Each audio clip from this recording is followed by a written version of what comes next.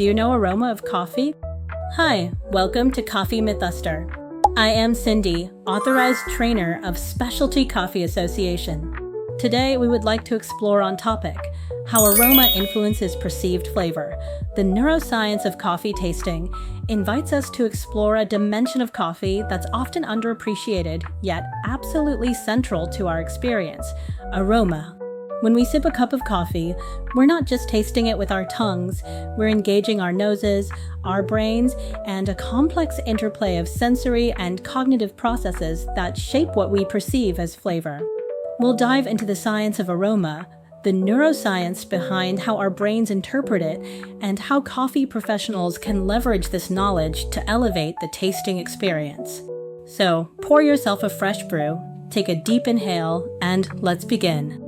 Flavor is a multisensory experience, a symphony of taste, aroma, texture, and even sound and sight, all orchestrated by the brain. While we often think of taste as something that happens on the tongue, the reality is that aroma plays an outsized role in what we perceive as flavor.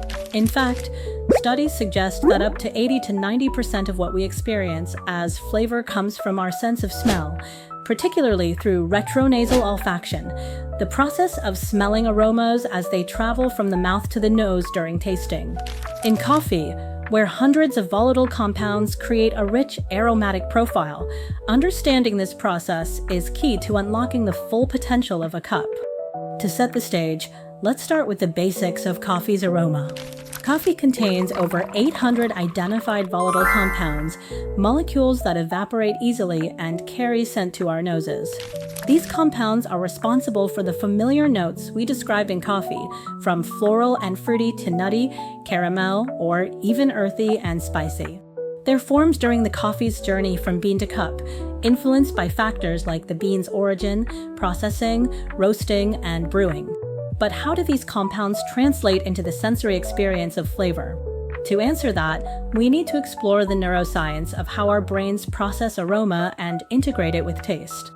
Our sense of smell begins with the olfactory system, a remarkable piece of biological engineering.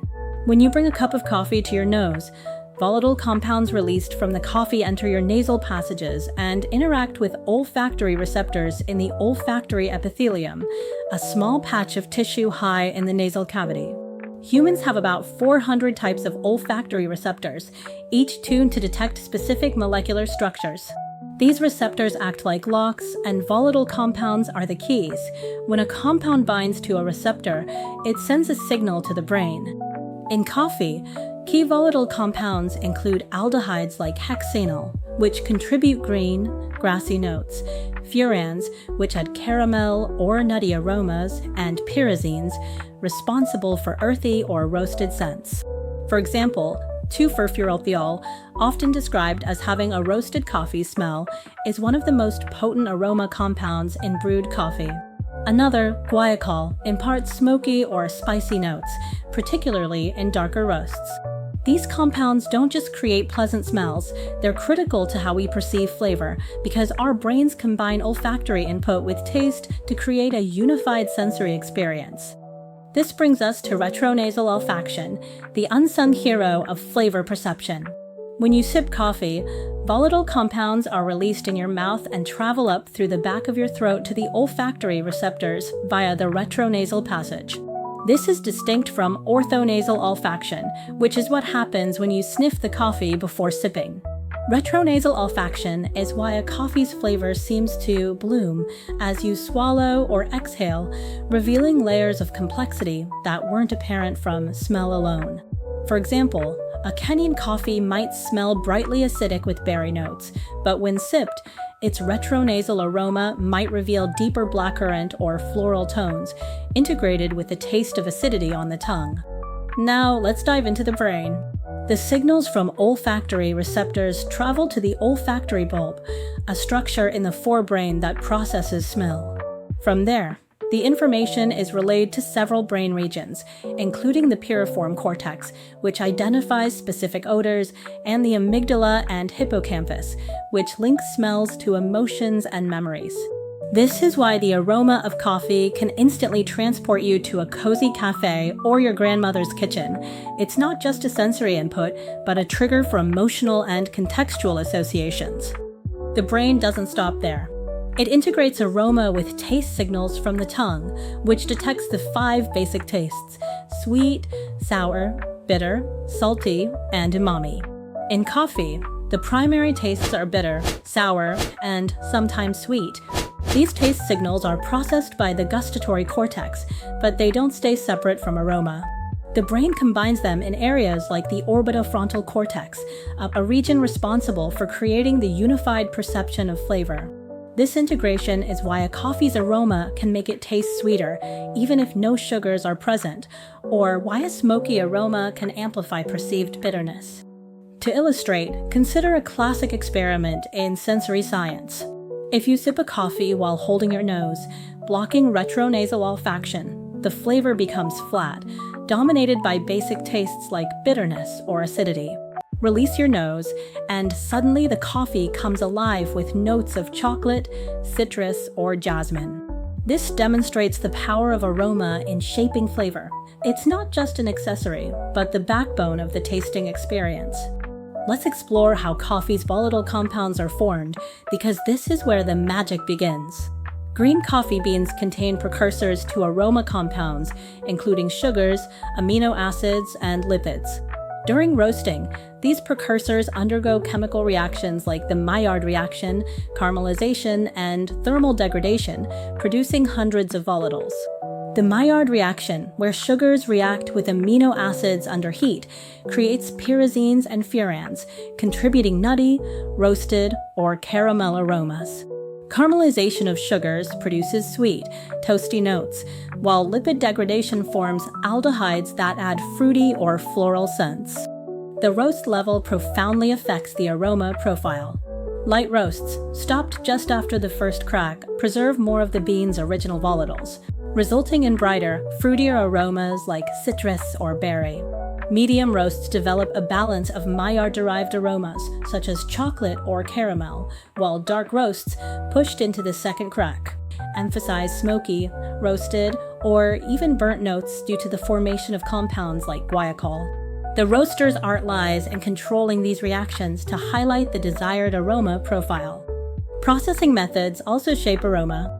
Wet-processed coffees, where the fruit is removed before drying, tend to have cleaner, more delicate aromas, with floral or citrus notes shining through. Dry-processed coffees, dried with the fruit intact, develop richer, fruitier aromas due to fermentation, often evoking berries, wine, or tropical fruit. Semi-washed processes, like honey or pulped natural, offer a middle ground, balancing clean and fruity aromas. For example, a natural Ethiopian yergacheth might burst with blueberry and jasmine aromas, while a washed Colombian might lean toward crisp apple or caramel. Brewing is the final piece of the aroma puzzle. The way we extract coffee influences which volatile compounds make it into the cup. Hot water releases more volatiles than cold water, which is why hot brewed coffee often smells more intense than cold brew. Grind size, brew time, and method also matter. A fine grind for espresso maximizes volatile extraction, creating a concentrated aroma, while a coarser grind for French press produces a softer, more diffuse scent. Over-extraction can pull out undesirable volatiles, like those contributing to burnt or ashy notes, while under-extraction might miss the full aromatic spectrum. Water quality plays a subtle but critical role. The SCA recommends water with a total dissolved solids range of 75 to 250 ppm to avoid muting or exaggerating aromas. Hard water with high mineral content can bind to volatiles, dulling their impact, while soft water allows aromas to shine but may lack the structure to balance taste. The interplay of water chemistry and brewing parameters underscores the precision required to optimize aroma in the cup. Now, let's delve deeper into the neuroscience of how aroma influences perceived flavor. One fascinating aspect is cross-modal sensory integration, where the brain combines inputs from different senses to create a cohesive experience. In coffee tasting, aroma can enhance or suppress taste perception. For example, Sweet-smelling volatiles like maltol or furaniol can make a coffee taste sweeter, even if its sugar content is low. This is because the brain associates these aromas with sweetness, amplifying the perception of sweet taste signals. Similarly, earthy or smoky aromas can intensify bitterness, as the brain links these scents to bitter compounds like caffeine. This phenomenon, known as odor-induced taste enhancement, is why coffee descriptors often blur the line between taste and smell. When a cupping note describes a coffee as chocolatey, it's not just the bitter wheat taste of cocoa-like compounds, but the retronasal aroma of chocolatey volatiles, like phenylethyl acetate, reinforcing that perception. This interplay is also why professional tasters, or Q graders, emphasize slurping during cupping. It forces air through the mouth, enhancing retronasal olfaction and revealing the coffee's full flavor profile. The brain's plasticity adds another layer. Our perception of coffee's aroma and flavor is shaped by experience, culture, and training. A barista trained in sensory analysis might pick up subtle jasmine or bergamot notes in an Ethiopian coffee, while a casual drinker might simply register floral. This is because repeated exposure to specific aromas strengthens neural connections in the olfactory cortex, making it easier to identify and differentiate them. The SCA's cupping protocols, with their standardized aroma and flavor wheels, help train the brain to recognize and articulate these nuances, turning subjective experience into objective analysis. Emotion and memory also play a role. The amygdala and hippocampus, activated by olfactory signals, link aromas to past experiences. A whiff of roasted coffee might evoke a morning ritual or a specific cafe, influencing how you perceive the flavor. This emotional connection can make a coffee seem more or less appealing, even if its chemical profile remains unchanged. For example, a smoky dark roast might delight someone who associates it with cozy winter mornings, but feel harsh to someone who finds smoky aromas off-putting due to a negative memory. Let's consider how coffee professionals can apply this knowledge. First, roasting. By tailoring the roast profile, you can control the balance of volatile compounds. For a bright, aromatic cup, opt for a light roast to preserve floral and fruity volatiles. For a richer, more comforting aroma, a medium roast enhances caramel and nutty notes. Dark roasts, while bold, risk overpowering delicate aromas with smoky or burnt volatiles, so precision is key. Use roast profiling software to monitor time and temperature, ensuring consistency in aroma development. Second, brewing. Optimize your method to maximize aroma release. For pour-over, a slow, controlled pour enhances volatile extraction, while espresso's high pressure creates a concentrated aroma captured in the crema. Experiment with brew ratios. SCA's Gold Cup standard suggests 55 grams of coffee per liter of water, and aim for an extraction yield of 18 to 22% to balance aroma and taste. Pre-wetting the grounds in methods like pour-over releases trapped volatiles, enhancing the cup's aromatic intensity. Third, presentation. How you serve coffee matters. Use cups with a wide opening to allow aromas to reach the nose, and serve at 60 to 71 degrees Celsius to maintain volatile intensity without scalding the palate. Encourage drinkers to smell the coffee before sipping, engaging orthonasal olfaction to prime the brain for the flavor experience. In a cafe setting, educate customers about aroma's role. Simple prompts like, "Take a deep sniff before you sip," can elevate their appreciation. Finally, training and cupping. Leverage the SCA's sensory training tools, like the Coffee Taster's Flavor Wheel, to refine your ability to identify aromas. Practice cupping with a focus on retronasal olfaction. Slurp vigorously and exhale through the nose to capture the full aromatic profile. Share this knowledge with your team and customers, fostering a deeper understanding of how aroma shapes flavor. Let's bring this to life with a case study. Imagine you're designing a sensory experience for a specialty cafe's tasting event. You select a washed Ethiopian yirgacheffe, known for its jasmine and citrus aromas, and roast it lightly to preserve its delicate volatiles. You brew it as a pour-over, using a 1:16 coffee-to-water ratio, 93 degrees Celsius water, and a 30-second bloom to release aromas.